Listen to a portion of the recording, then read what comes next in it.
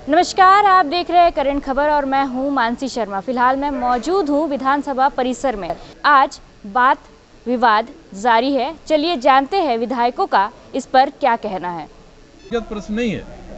एक बार प्रश्न हुआ तो पूरे सदन की संपत्ति हो गई, इसलिए आप इसमें सदन की एक समिति बना दीजिए और जांच कर लें, क्योंकि ये तो स्थल पर जाकर देखना पड़ेगा ना कि जिसका आपने कंसेंट टू ऑपरेट खत्म किया वो वास्तव में शर्त का उल्लंघन किया था कि नहीं, और जिसका बहाल किया उसने सुधार किया कि नहीं। ये न तो हमको सचिवालय में बैठेंगे मंत्री के साथ तो अफसर भी नहीं बता सकेंगे, और जो बताएंगे उसकी तस्दीक कैसे करेंगे, जो बता रहा है वो सही है कि नहीं सही है। तो एक आप ये करिए, सदन की समिति बना दीजिए। स्पीकर साहब तैयार नहीं हुए इसके लिए। फिर हम लोगों ने विशेषाधिकार का सवाल प्रिविलेज मोशन ने दिया, और प्रिविलेज मोशन में यही है कि अगर कोई सदस्य चलते समय में किसी के खिलाफ, मंत्री के खिलाफ, अधिकारी के खिलाफ अवमानना की कार्रवाई का विशेषाधिकार की नोटिस देता है और उसके पक्ष में केवल 8 लोग खड़ा हो जाते हैं तो स्पीकर उसको स्वीकार करेंगे। 8 क्या 18-20 लोग खड़ा हो गए, स्पीकर साहब का कहना है कि नहीं, हम विशेषाधिकार स्वीकार नहीं करेंगे, अध्यक्ष को अधिकार है, अध्यक्ष के अधिकार के बिना ये सब होगा नहीं। तो यही रहा। हम लोग स्पीकर साहब के चैम्बर में भी गए, संसदीय कार्य मंत्री को भी बुलाया। बाद में भी जब दूसरी बार सदन इकट्ठा हुआ, मैंने कहा कि आपने पहले जो नियमन दिया उसमें थोड़ा परिमार्जन कर दीजिए और परिमार्जित करिए नियम को, ताकि उसमें हम बैठते हैं तो हमारे साथ संसदीय कार्य मंत्री भी बैठ जाएं, जो स्थानीय विधायक वहाँ के वो भी बैठ जाएं, हम सब बैठ के बात करें।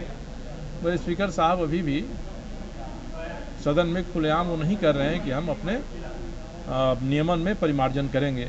अब नहीं होगा तो मैंने संसदीय कार्य मंत्री को बताया अभी कि भाई हम अकेले कैसे बैठेंगे मंत्री के साथ, और अकेले हम बैठेंगे उनके साथ तो बैठक आयोजित कौन करेगा, कौन बुलाएगा।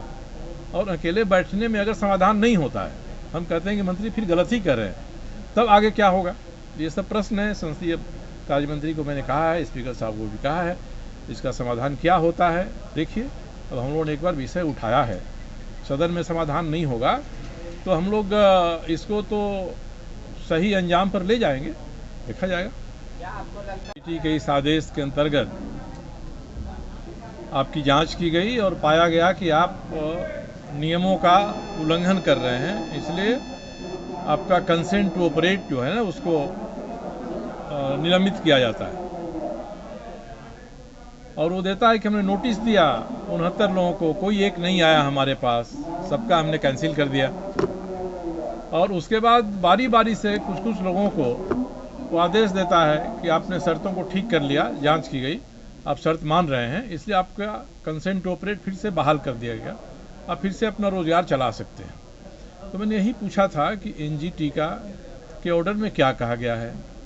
उस एनजीटी के ऑर्डर के तरह कोई प्रदूषण नियंत्रण बोर्ड ने कमेटी बनाई तो किस उद्योग में उन्होंने क्या क्या कमी पाई और जिसके कारण से उन्होंने उसका कंसेंट टू ऑपरेट खत्म कर दिया।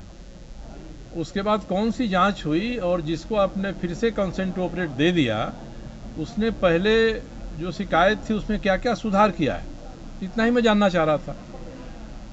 मंत्री जी इसका उत्तर नहीं दे के, चीफ सेक्रेटरी के अध्यक्षता में कमेटी है, डीसी के अध्यक्षता में कमेटी है, सब देखता है, सब होता है, जो ठीक रहता है तभी कंसेंट ऑपरेट दिया जाता है, गलत रहता है तो उसको ख़त्म किया जाता है।